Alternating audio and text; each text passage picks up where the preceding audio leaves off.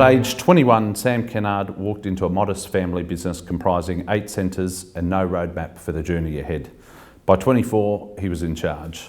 3 decades later, that business has grown to become one of Australasia's most prolific and successful self-storage businesses, now encompassing over 120 individual centres, 80,000 plus units, and cementing a multi-billion-dollar legacy. Today we explore the mindset, the risks and the hard-earned lessons behind one of this country's most remarkable business stories. Welcome to the program, Sam Kennard, owner and chief executive of Kennards Self Storage. I thought we'd open our discussion with a brief history of the Kennard family because I think it's important to pay homage to what's gone on before. If I'm not mistaken, the story begins in 1947 with your grandfather Walter Kennard and the launch of Kennards Hire, an equipment rental business. Tell me, if you could, about Walter and the family's origins in business. Yeah, it does go back a while. Very entrepreneurial family, in fact. Yeah, my grandfather started the hire company in the garage of his house in Bathurst when he had a cement mixer and a trailer and a wheelbarrow, and someone wanted to borrow it, and he said, "No, I'll rent it to you." And from there, he literally saw the opportunity to scale that and add another cement mixer and another wheelbarrow and more equipment, and sort of the business grew out of the garage in Bathurst. Yeah. And from there, your father Neville Kennard, or Nev, was an entrepreneur, a visionary and an adventurer who once said that his lack of tertiary education was one reason for his success, allowing him a lifetime of learning without the constraints of over-education. I'd be interested to hear your recollections of both your father's life and then also his impact on the family business.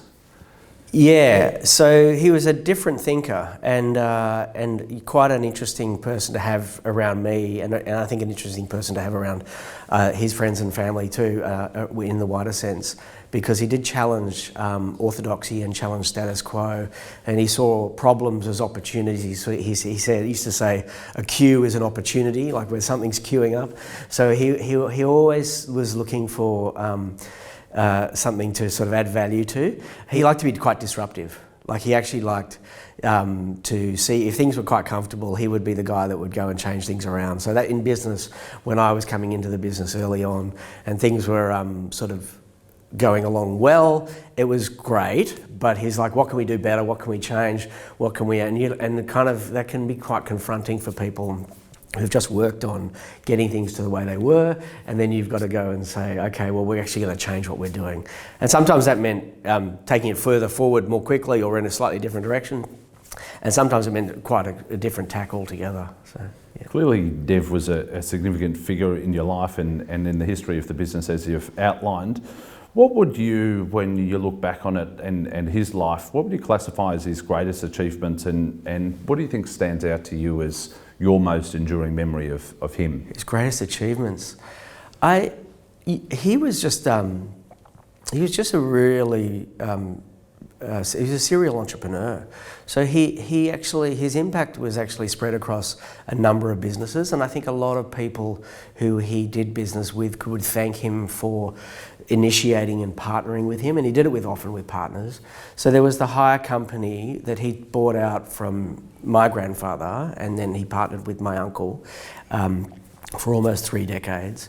But he was quite restless, so he didn't really want to stay in the hire company, and he sort of moved aside to let my uncle Andy take more control over that.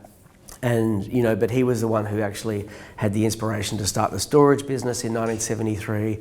Around that, other businesses, he identified little niches that he thought were opportunities to start more side hustles, in a sense, like conveyor and hoist rentals, generator rentals, rent-a-sign, portable buildings, Rent-a-Loo. All of these little businesses were sort of niche side businesses that he started, and he did them with partners. And so I think lots of people who were around those would be very grateful to him and his support and his initiative to get those businesses going.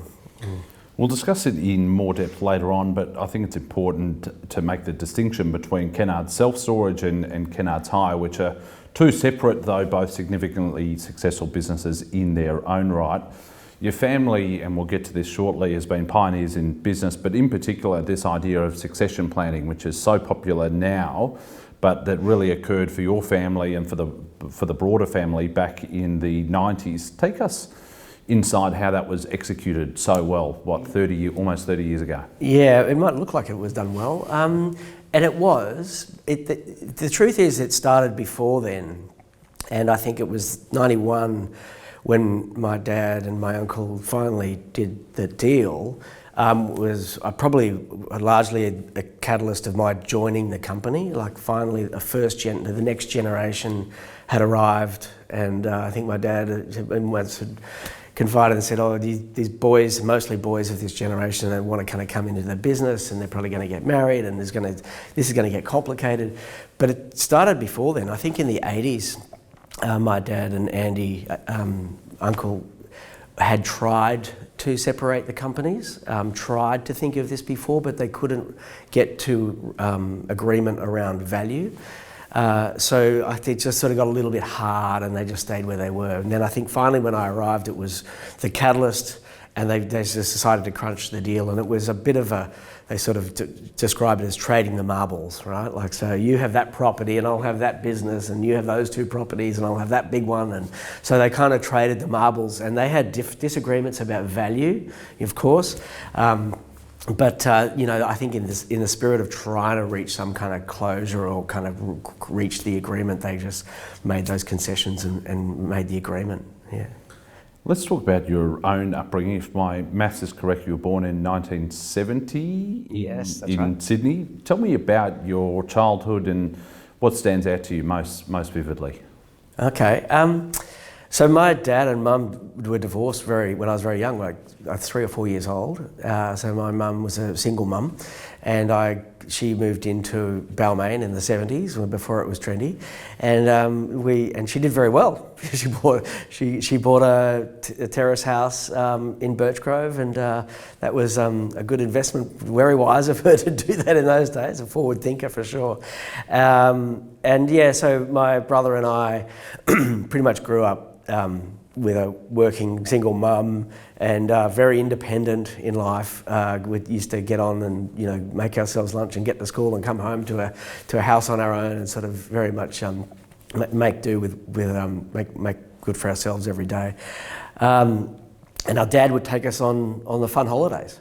I mean, he was very busy with work, and we would get to see work, and the holidays included, skiing overseas in Europe or mostly the US, or camping adventures across Australia. Our upbringing was very much involved with the business too. The holidays in particular, we would spend time dropping into either properties or part of the business that we owned. Like if we were going to Queensland, we might drop into some of our Queensland businesses, which was the hire business at that time. Or if we went to the US for a ski, we would always go and visit hire yards in Los Angeles or Denver or something, and then we would start to see storage properties too in the 80s, because we started the storage in the 70s. So my dad had grown and sort of developed some friends in the storage sector in the 80s, and so we would go and say hello to them. And as a teenager, visiting hire yards and storage properties on your school holidays is not the greatest fun. It got pretty kind of tiring pretty quickly, but it was always around.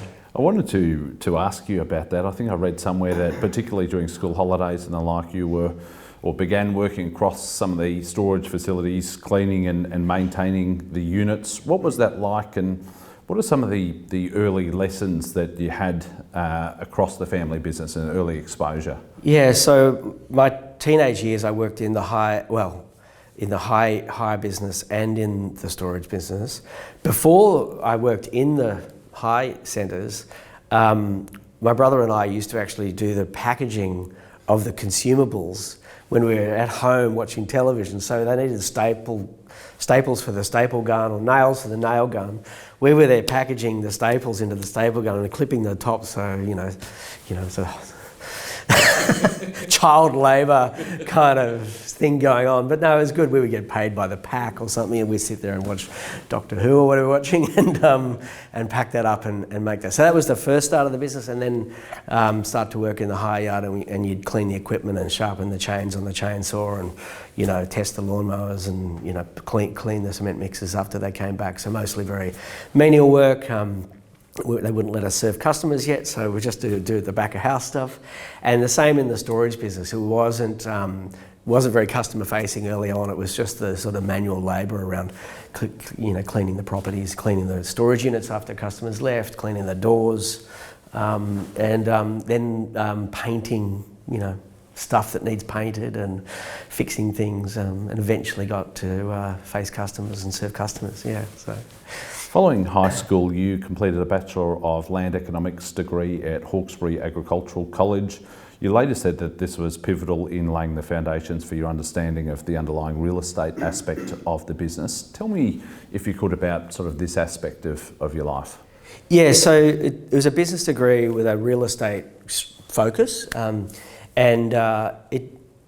given how real estate heavy self-storage is and our KSS is, learning about town planning, property law, feasibility studies, development process, construction methods, all of that stuff that goes into that property degree really set me up for a foundation to understand kind of the business, because it is such a property heavy business, that it really did set me up for that. And it also, in the day we would go to university and turn up into the lecture theatres, we're a great network.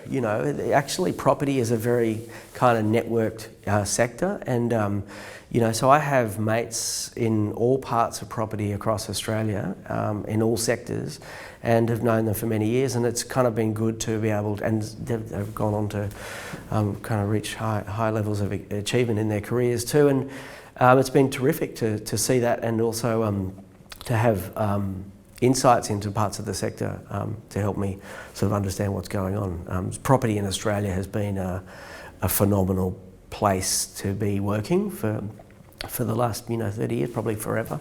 It's been a very strong sector, and it was a good degree. Yeah.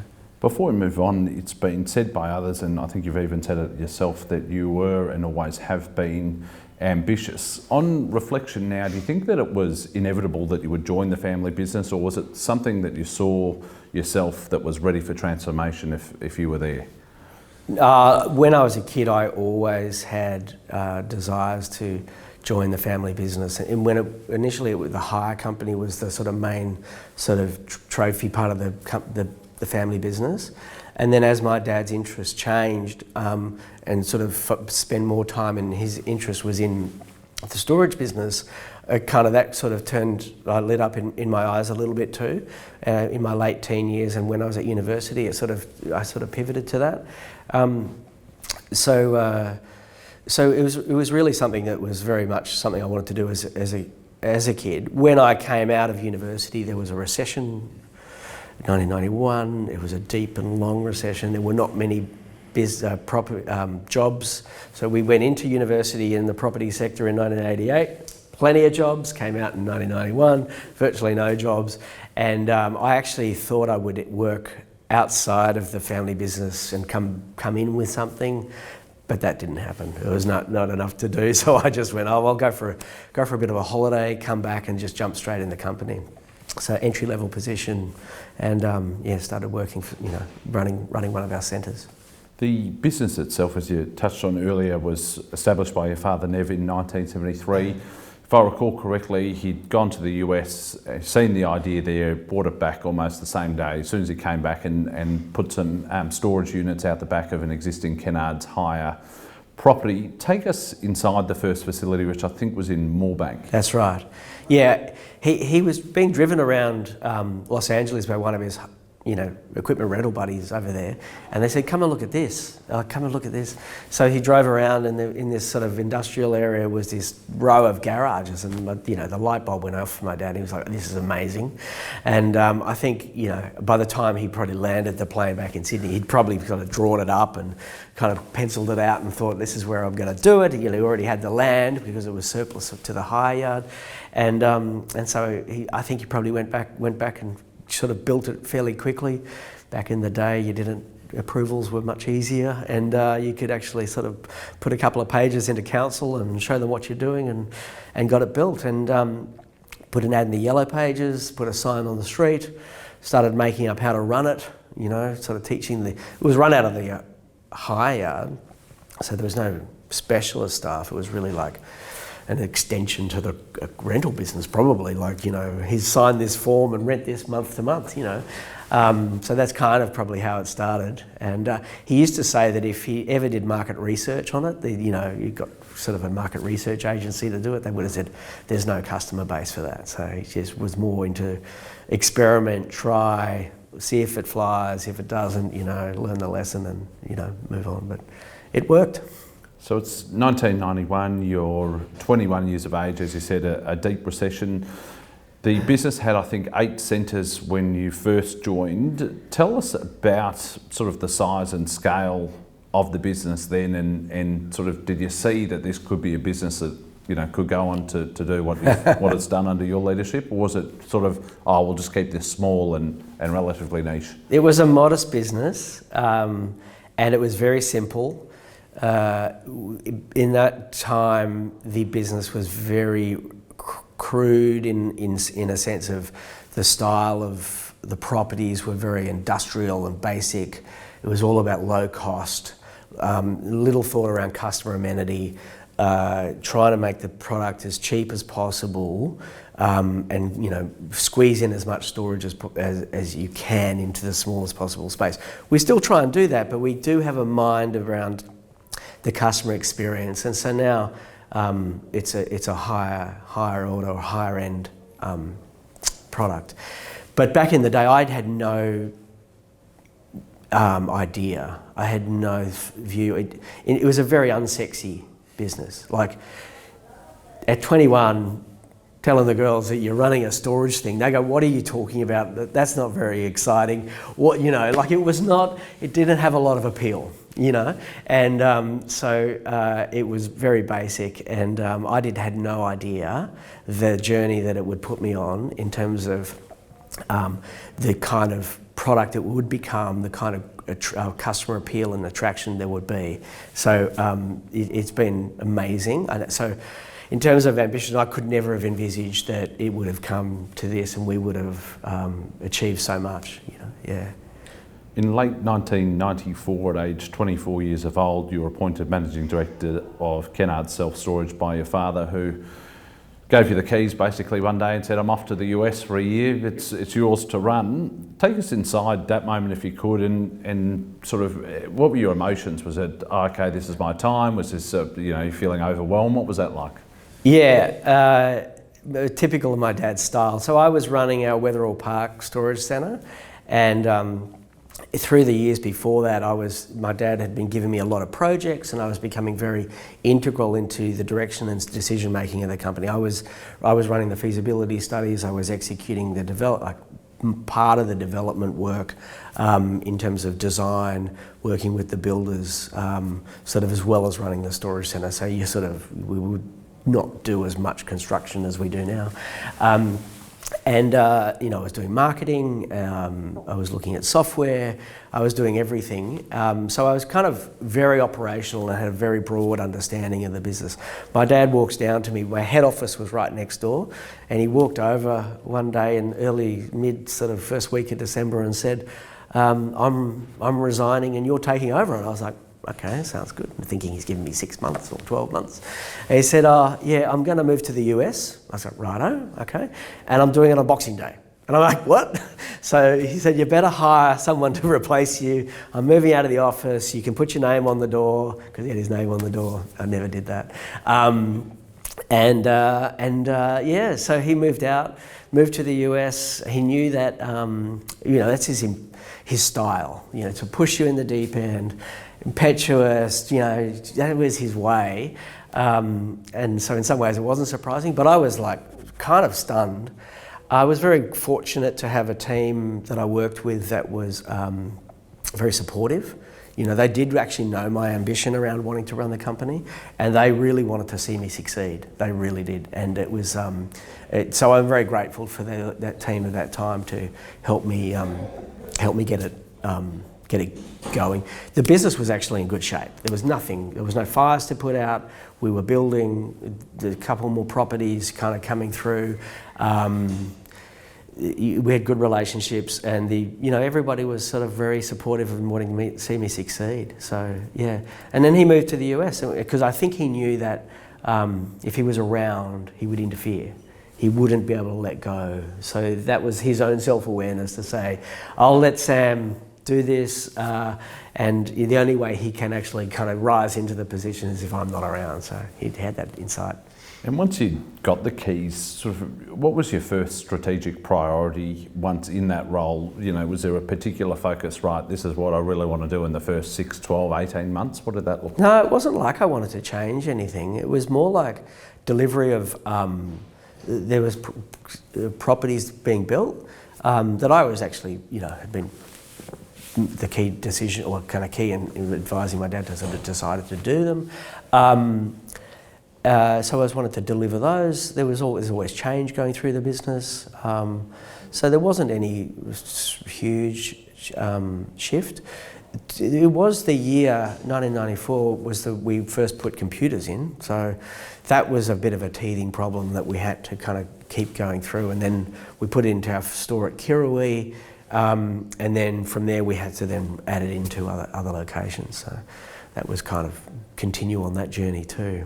Yeah. What about the sort of the balance, or was there a balance in wanting to honour your father's legacy and sort of keep everything that he'd built and sort of stay on the straight and narrow, so to speak, with sort of your own vision of the business? Was that something that you had to figure out?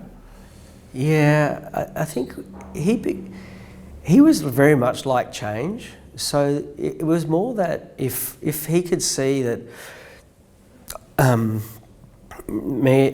and the team were continuing to push things along and evolve and innovate, he was kind of, that was good to see.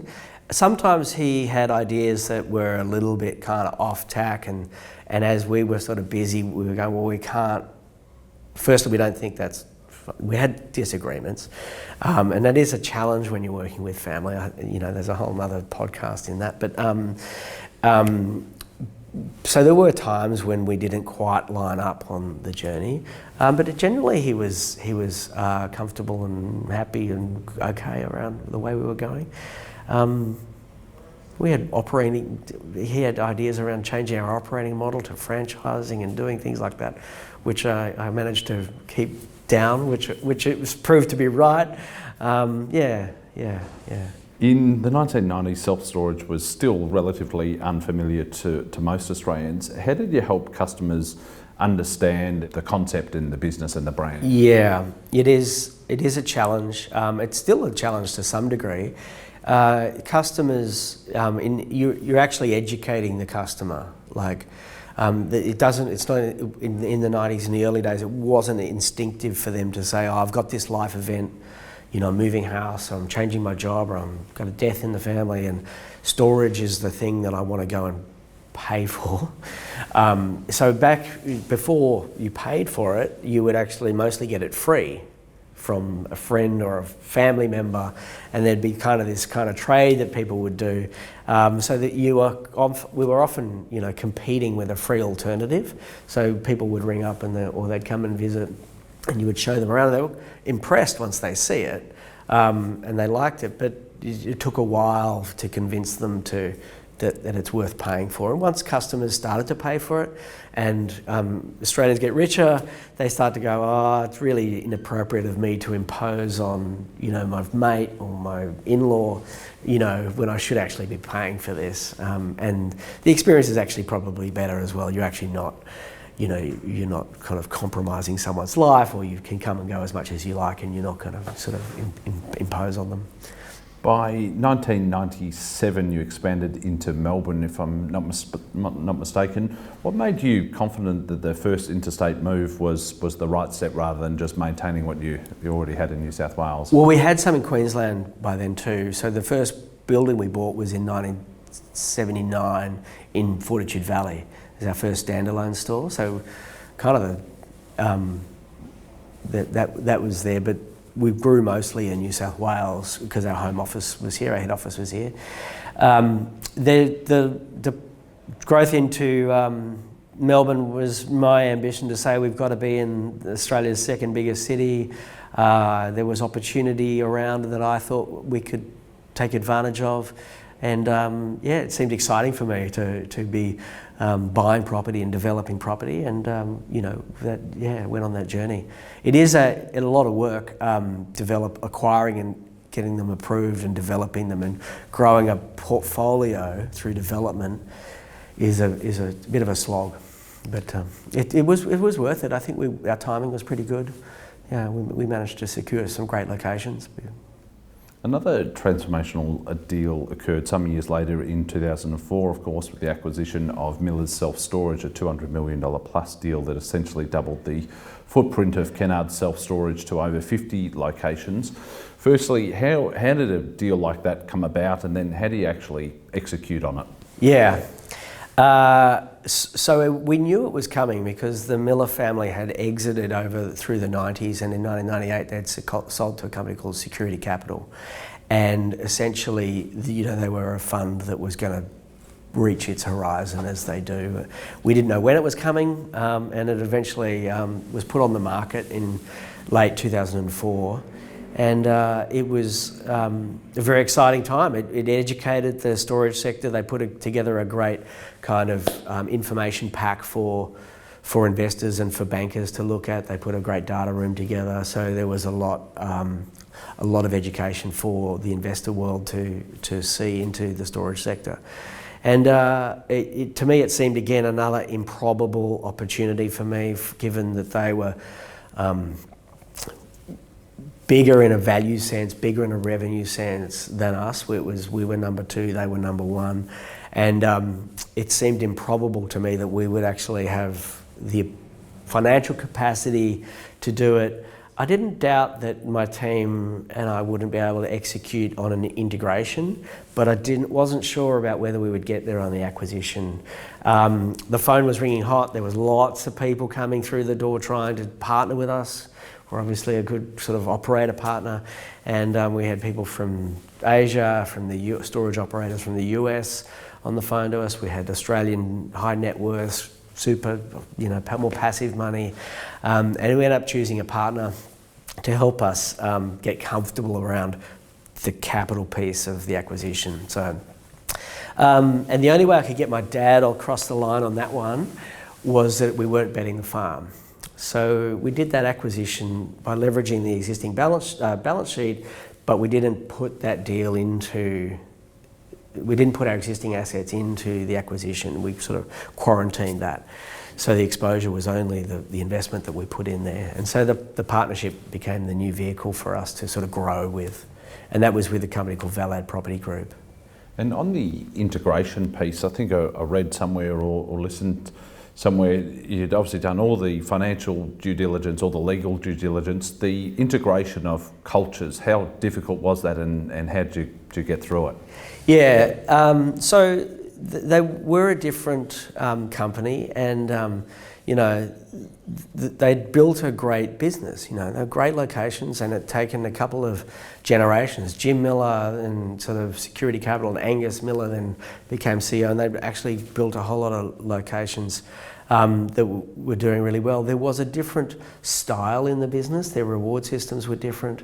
And the way they operated, it was a bit more competitive, a little bit more macho in a sense, if that's one way to say it.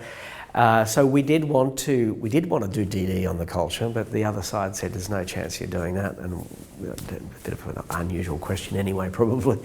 But I did want to know what we were walking into, but we did try and sort of come in and say, well, welcome. And then we want to sort of work on this together, do an integration. But in the end, it wasn't, we were taking them over, and there was only so much we could say, let's just do this cordially and together. And then the end of the day, there was a little bit of pushback around some things. We said, well, we're just going to have to do it. So we just did it. And there was a lot of staff turnover in the first year. So a lot of the original Millers people did end up leaving because they thought I think it was a little bit of a number two by number one, their enemy, kind of their fierce competitor. They kind of couldn't get past that thing. I think there was a bit of that in the team, which was unfortunate. But it went really well in the sense I didn't expect a staff turnover, but in the economies of scale that we were able to, the savings we were able to bring in and the economies we were able to deliver, it did give us a whole new setting which took us up a level in terms of being able to operate at another kind of tier. Early on, and you still do pursue a mixture of greenfield development and then acquisitions. What criteria did you use then to decide sort of when to acquire versus when to build facilities, and has that framework changed at all over the years?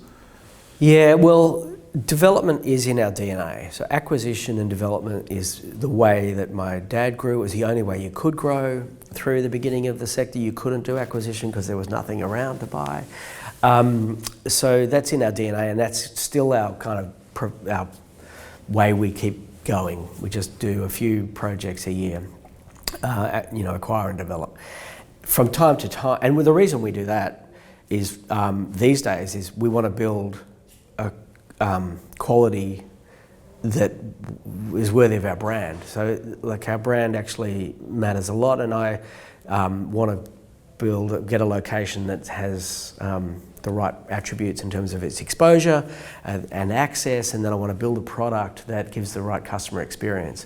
So that matters a lot, and sometimes some of the properties that are built by somebody else don't deliver the right brand experience for us. So we're a little bit more particular around that. I also would like locations that are metro, inner urban, probably more difficult, higher barriers to entry, more protected. That's our sort of preference. We'll still do suburban and regional, but probably more selectively. We won't go too far. The acquisitions that come along are, we will chase those when they tick our boxes around quality, location and quality, and we don't chase all the acquisitions that come onto the market. As the footprint has grown, how do you maintain a consistent standard of operations, whether it's integrating new businesses or acquiring development sites and then building new facilities, particularly interstate or overseas, which we'll get to in a minute. But how do you ensure that new centres meet the same cultural and service benchmarks as a centre that's been there for 30 years? Well, I think the new ones probably are easier. it's the ones we have to go back to. So in every new property we build is kind of, we iterate it further and evolve it further to think, what do we learn from the last one? What's working? How can we improve it? The quality of the retail experience in the store when you walk in, we're sort of upping our game on that every time, and then through the rest of the property, the customer experience. So we go for a cleaner, brighter, wider kind of storage properties now, so the customers come in, they feel really comfortable, really safe. We sort of try to avoid kind of lots of little corridors that can occur when you chop up units. We put windows, we sacrifice rentable space to put windows in the end of the corridors so you can have reference to where you are. So it's got to feel safe, particularly for females. These buildings are big, empty buildings, and we want people to feel like that there's no one hiding around corners and things like that. So they're easy, and people our team love to go into a new property, and they'll love to set them up. We have a whole system around how we do that, how we execute the setup and go through that, and it's a very exciting time to rent up a property and go through that. The older ones that were built in the 80s, in the old school, we do go back into those and we'll renovate the offices. In the first instance, we'll quite often go back to first generation storage properties that were built in an era that land was cheaper and density was lower, and we can go back and then we can demolish a 1 or 2 story building, and then we'll build a 5-story building on it. So we'll go back, and in the process of that, we obviously upgrade the internal experience and the retail store. The security systems will get an upgrade. So we've done that in a bunch of locations where we'll go back to first generation and put latest generation product on there and increase the size by 2 or 3 times. Another signature deal occurred with the expansion into the New Zealand market in 2007, which made the business truly trans-Tasman. What differences do you notice in customer behaviour or market expectations in New Zealand versus Australia, or are they broadly relatively similar? Oh, they're very similar. Australians and New Zealanders are very similar. I'm half Kiwi, so I've been going there all my entire life to visit my aunties and uncles and grandparents, and it's a very familiar place for me to go to. We're very similar. We build and produce it all exactly the same as we would do it here. There's nuances around law that you've got to understand, and obviously the development process has its own but that's the same in every jurisdiction. There's slightly different processes for development, and then you just got to be mindful of. I think when you have a trans-Tasman business, that you're not thinking Australia only. Like, I'm very mindful that when we roll out a new idea, we've got to say, how does this play in New Zealand, and what subtleties do we need to bring in to make sure that it's New Zealand, and that even just the way the internal comms work out, that it is relevant to the Kiwi team members. It matters a lot that they're not sort of forgotten, and they're not forgotten in my mind. But we can very easily get dominated by the scale of our business in Australia, and we just got to remember that we've got 24 locations in New Zealand. So. Fast forwarding to today, Kennards has grown into one of Australasia's largest, fastest growing and most sophisticated self-storage businesses, now encompassing close to 130 individual locations. How have you been able to sustain and manage such significant growth, yet still be so disciplined about it? You haven't gone, and I think you've said along the way that you haven't gone out to want to be the biggest. This is not a race. You're happy with just steadily building the business, focusing on profitability, focusing on customer experience, focusing on getting the market dynamics right. How have you been able to do that? So there is a personal preference that occurred to me. So when we partnered in 2004, we had a listed REIT as a partner, and in 2008, when the GFC hit, we managed to buy their interest out. But that little window of time gave me a window into looking at how it is to have other money in the business. And they taught me a lot, and I'm very grateful for the sophistication that they brought to our company and to the way I look at funding, investment, returns, and structure. So lots of value was added through Valad's participation in our partnership. But I did also go, I actually quite like not having a partner. It was a kind of a thing that came off for me, but I was like, if I can avoid having too much outside money in the mothership, I'll do that. So from there, I just continued to grow just within our own balance sheet and our own cash flow and add stores. And then when acquisitions came along, we managed to do them again without actually bringing in outside money. So it was really around just a decision to stay private. And in that time, we were number one for many years, but the other competitors who were listed eventually kind of overtook us in the number of stores and eventually the number of revenue and value. It didn't worry me. I was just focused on trying to find the better locations, the best locations, the ones that suit our brand, high profile, kind of visible locations in the inner urban areas. That was my dedication, and build a product that I genuinely wanted to be proud of. So I wasn't running around buying sort of B or C grade assets in a race for size. I was just more concerned about quality and reputation. Related to that is the recent acquisition, I think it was last year, of the National Mini Storage portfolio in Auckland. You haven't participated, I'm sure you've looked at some of these portfolios that have come up. Yeah, you've looked at them, but you haven't participated in all of them. What does a portfolio or an acquisition need to look like for you to have an interest in it? Yeah, so there's got to be a portfolio strategic fit. So when we bought Millers, they were Australia, they were Sydney, Melbourne, Brisbane, so it was the same geographic footprint as us. And we bought other portfolios in Queensland since then that actually were in our existing network. In the National Mini Storage portfolio in Auckland was 13 locations, all in Auckland. We already had 11 locations in New Zealand, but only 3 in Auckland. And so we were underweight, and I found development in Auckland really difficult, a bit really hard to get done.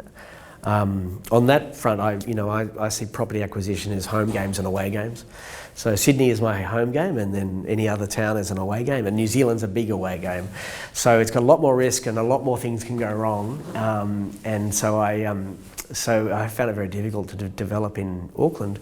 And so when it came along, firstly, it took us from 3 stores to 16 in Auckland, which gave us a great footprint in New Zealand's, biggest city. And the locations ticked all our boxes in quality. That, the owner, David Chukett, and the team, Caroline, they'd built and were operating a very high quality business, and the locations were all highly visible, mostly inner urban, high quality store fit outs, just really they sort of were a very good complement to what we have. And so it was very attractive on that front, some strategic fit and then quality of assets that they built. In terms of operational excellence, what does it actually look like in context of a storage facility? I'm sure some people think, you just buy an industrial land, you put up a box, you put in storage units, and how hard can it be?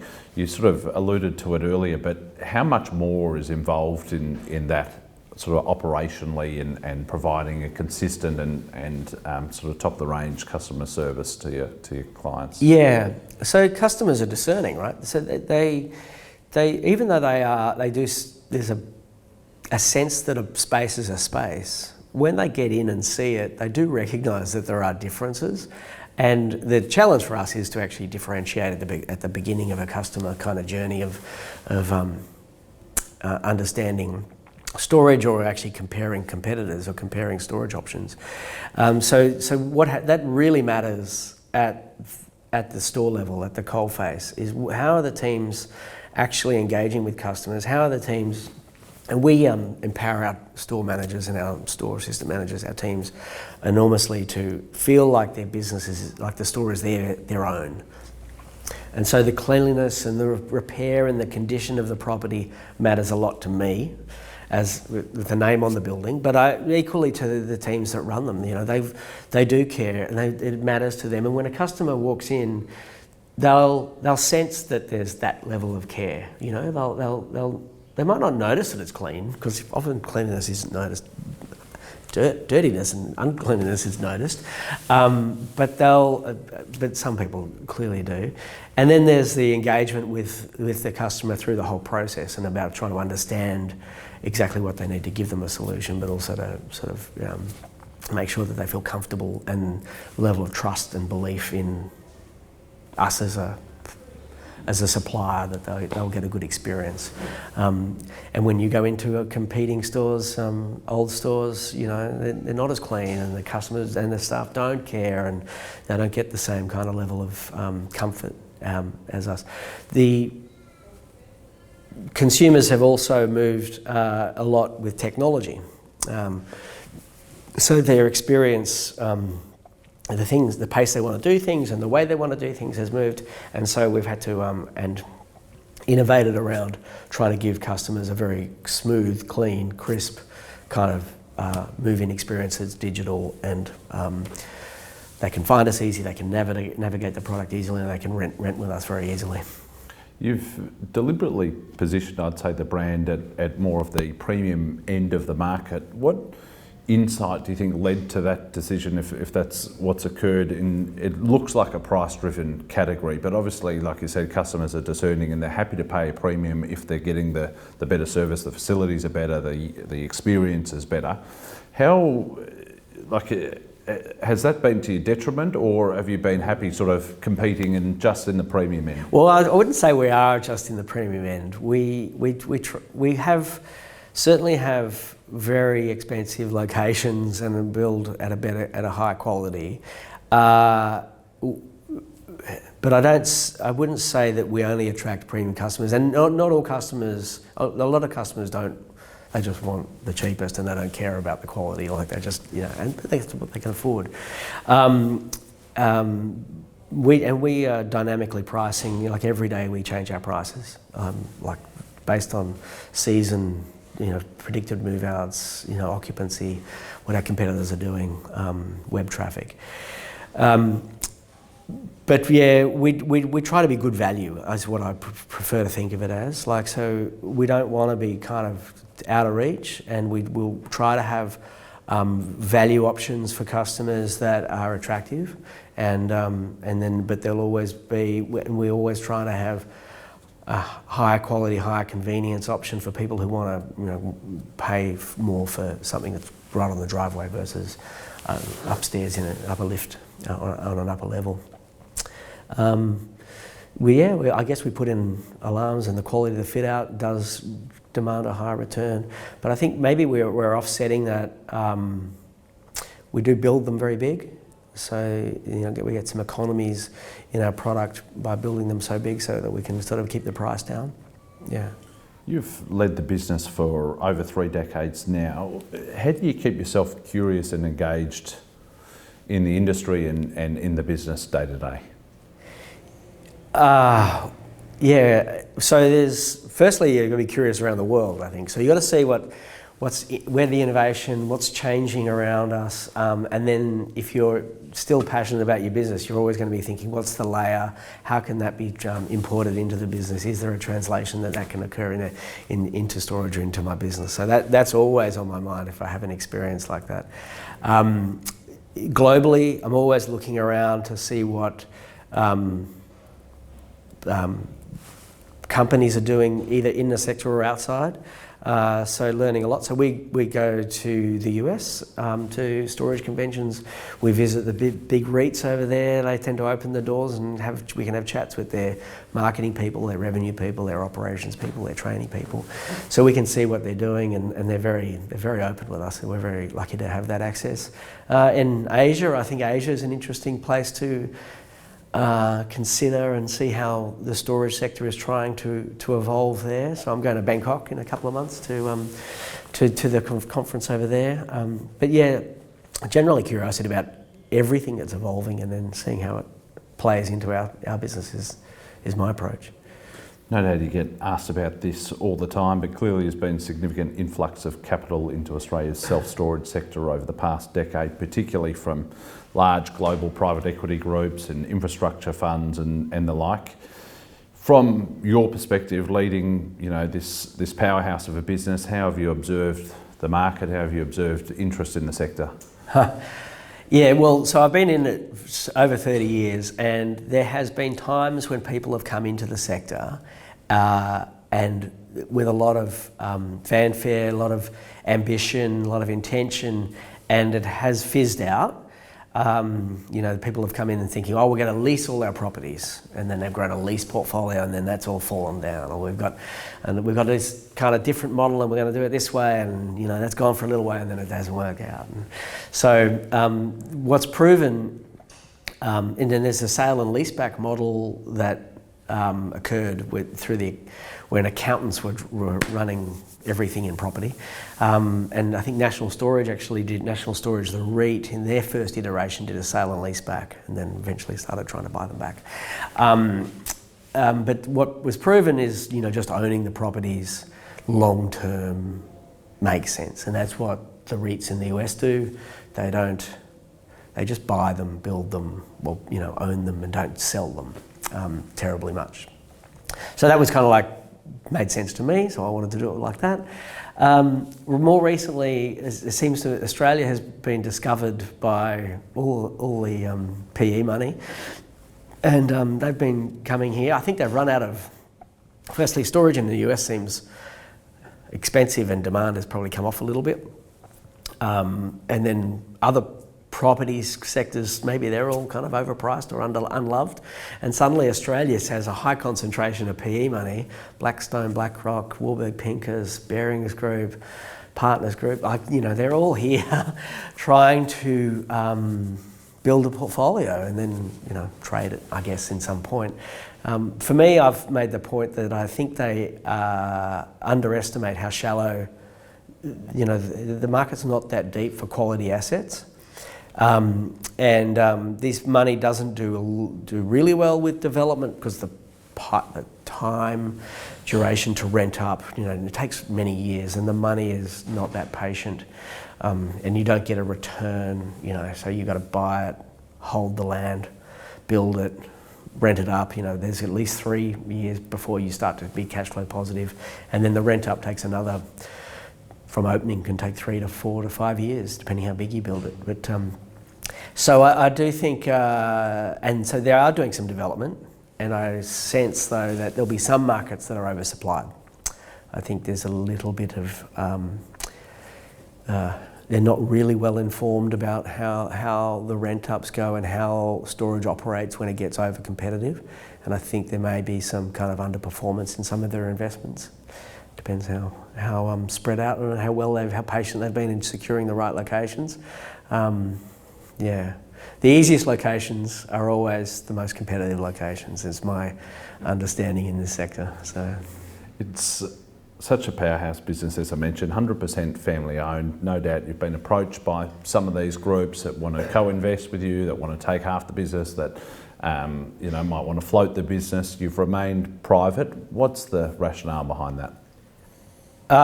Just like take my time off. I like to make my decisions. I like to own my mistakes where I don't have to confess them to somebody else. I really, I've been very fortunate that we've, been in this sector in Australia, and I've made more good decisions than bad decisions, so that I've been able to add value and then use the money that we make out. And of course, we tend to reinvest most of our profits. So I've been happy to run at a particular rate to build a quality portfolio. So really, I've just really haven't really wanted to have other masters, and much to probably the disappointment of people who would like to. But you're right, there's been a number of approaches from overseas investors to public money and super and whatever. So, happy the way it is. Across recessions and economic cycles, property booms and busts, what do you think's been the greatest source of resilience for this business? Obviously, the underlying real estate asset value would help, but how have you been able to position the business to be so resilient through GFC, through 91, through 95, late 90s, COVID, all these sorts of things? Yeah. Well, I think we've always had low gearing. That matters a lot. You also need to make, I think when you're buying, you need to have enough margin. You need to make the return hurdle high enough to accommodate for those variables. It's not completely in recession, immune. It's a little bit resistant. But in a recession, we will see demand go down. We will see prices and occupancy go down. So you need low gearing. And I think the other thing that we've been very disciplined about is getting good locations. So the ones with the higher barriers to entry are less exposed to competition, are better than being in an area that you have a cluster of operators who are all starting to suffer, and then you see a sort of a price occupancy spiral. We are exposed in some of those markets for sure, but my dedication to getting the harder locations has helped us, I think. Let's talk about a couple of other aspects to your career and to your business journey.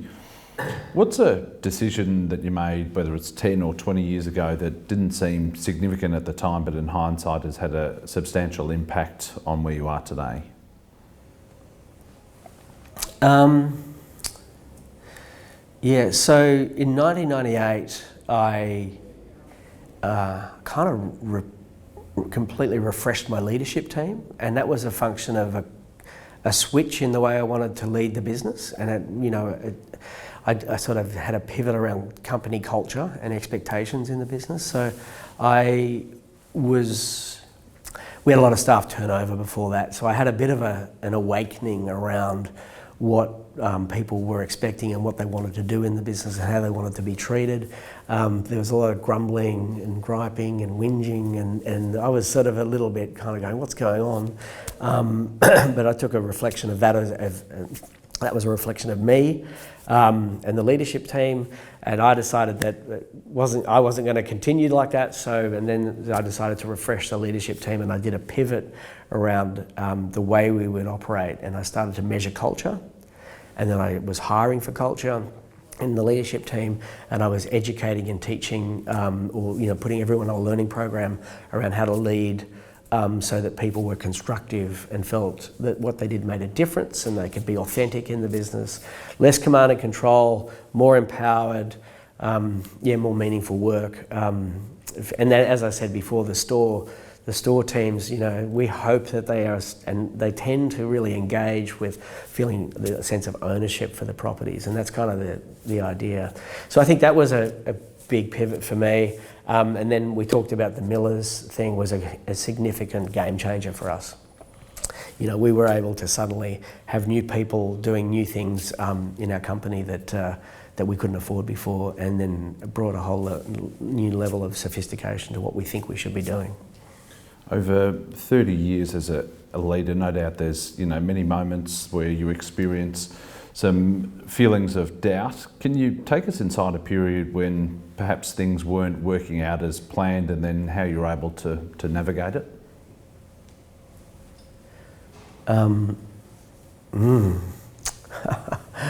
Well, I think COVID was clearly chaos for everybody, and that was a big mistake for me.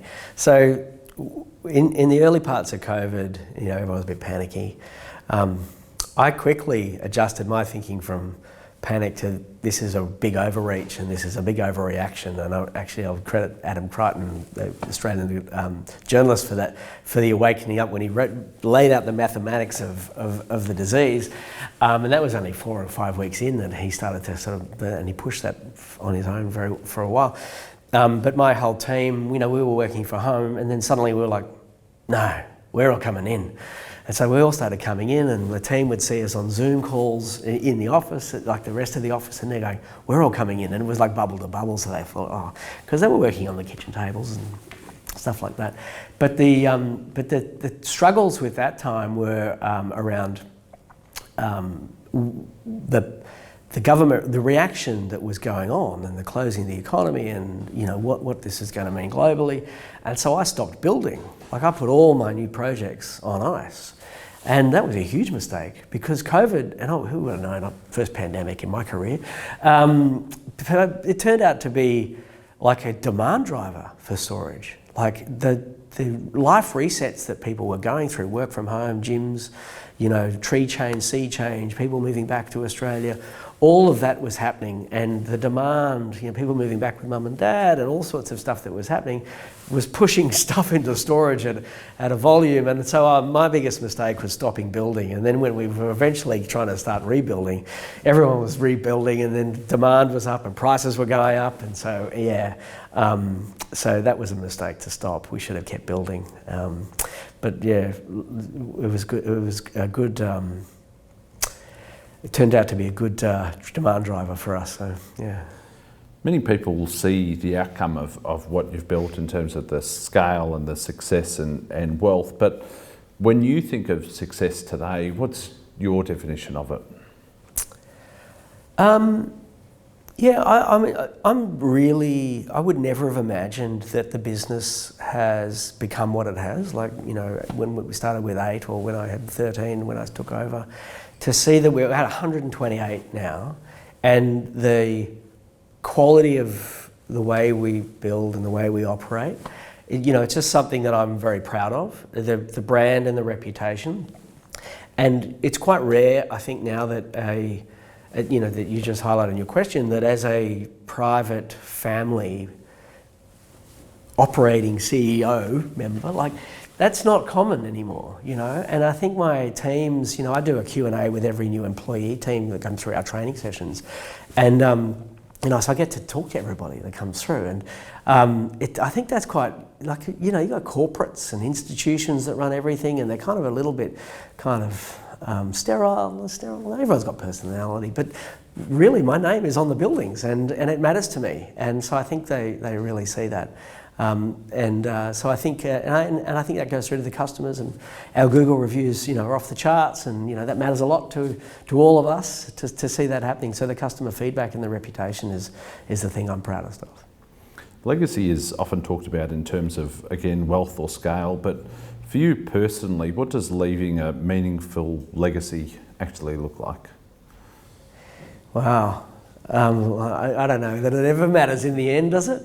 I think that this is a part of the Australia, and New Zealand kind of landscape.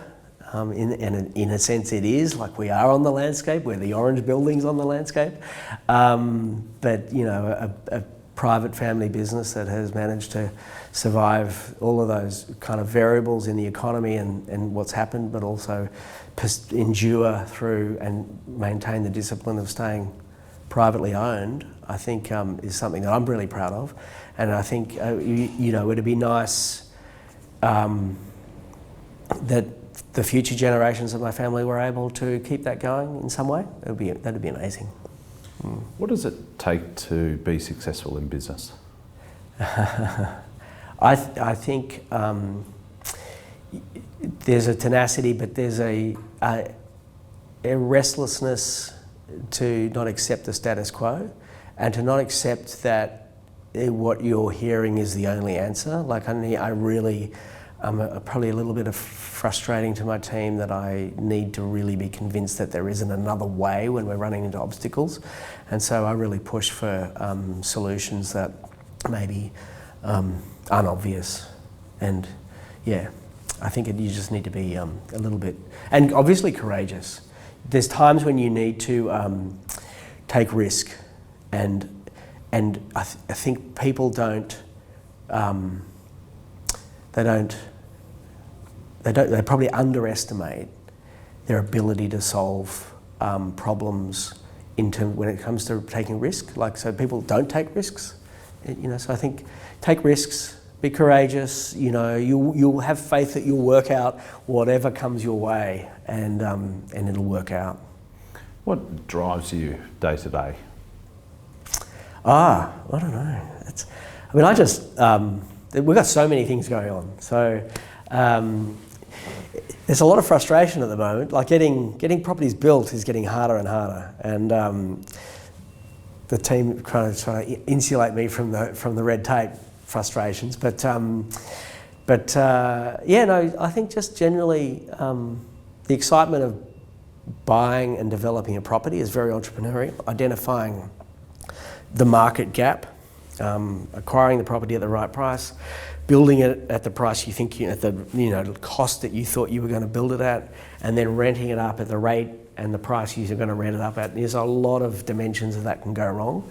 So for me, I get this kind of really excited by the idea of acquiring something and kind of seeing it rent up and go through the system, and eventually it's worth, I've turned $1 into $2 hopefully. So yeah. You spoke about risk earlier. Where would you say you sit sort of on a risk appetite scale, and do you think that's changed over the years? I'm fairly happy to take risk. I wouldn't bet the farm, but I will buy properties quickly with a lot of things unknown. Whereas, probably more institutional money will want to do a lot more DD, have a lot more things known and certain, whereas I'll probably be happy to move more quickly and take a bit more risk. I probably do take more risk now because I guess the check sizes proportionally are smaller to the total asset pool.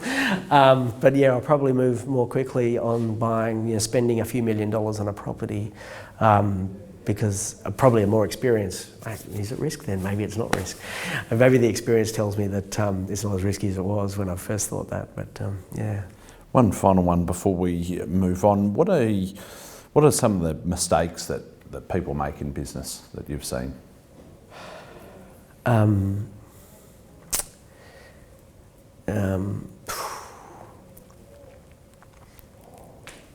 What would I say to that? I don't know.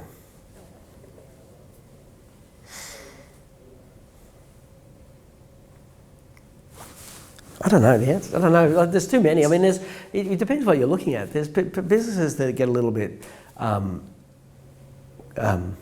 store blind. They probably don't change enough, I think, would be something that I would say that some businesses could be guilty of, that they don't evolve quickly enough. They're not willing to take those risks, make the mistakes, adjust.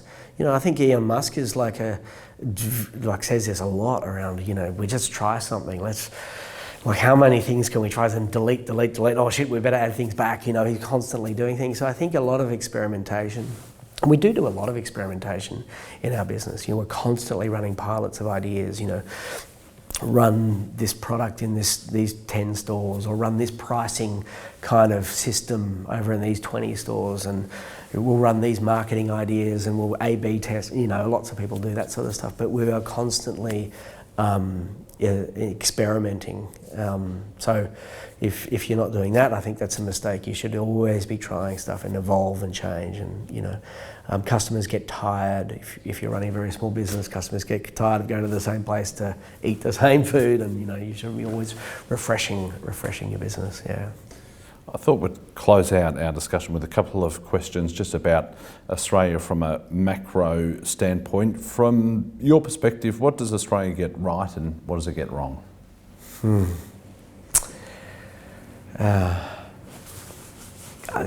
I think Australia's unfortunately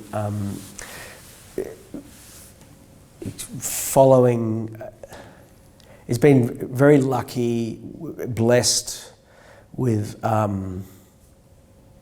lot of wealth in the ground, and I don't think Australia really appreciates what it's brought to us, which I think is unfortunate. And there seems to be such a great movement to inhibit and close off that historical wealth generator. In mining, we've been very fortunate to be an island, and fairly isolated. That's been good, but equally I think that's a problem in that we tend to get a little bit inside our heads, and I think we saw that with COVID.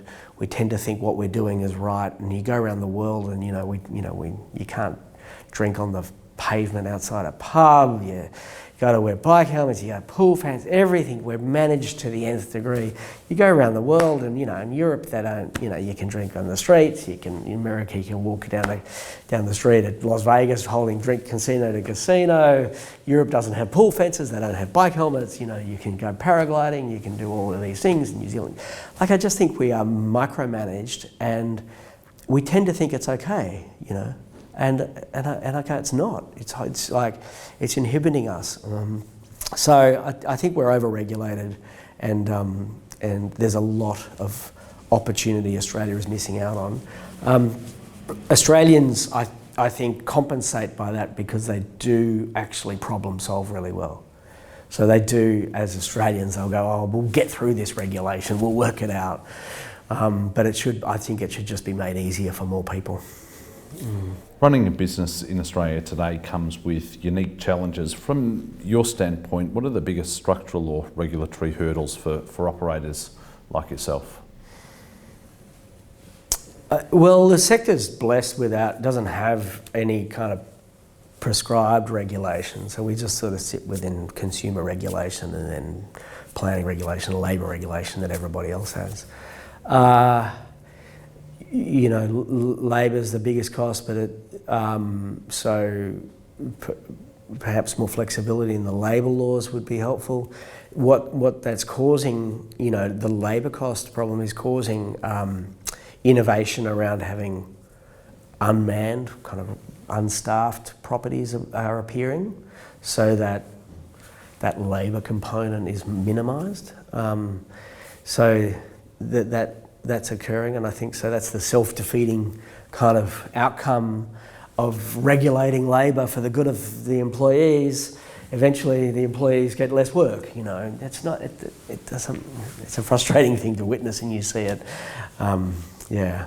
But I think we're kind of lucky that we don't have prescribed legislation that sort of regulates us. Final question, what's next? What does the next chapter look like for Sam Kennard and the Kennards Self Storage business? Well, it's really more of the same. People ask me this, and it's kind of boring, but but really the sector it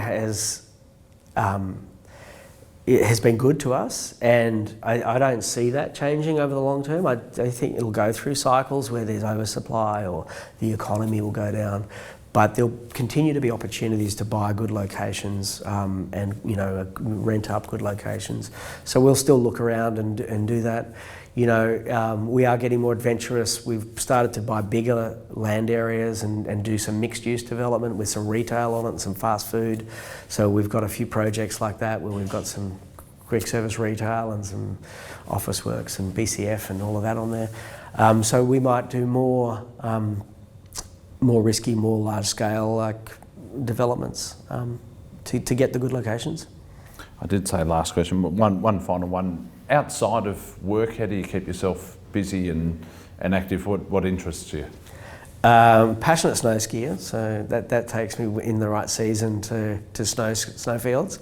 And I have a little farm, so the farm is like therapy. I say a chainsaw therapy. I go out with the chainsaw and I'll clear tracks and light fires, and people, that'll draw a crowd in, so people will come and we'll toast marshmallows on the fires.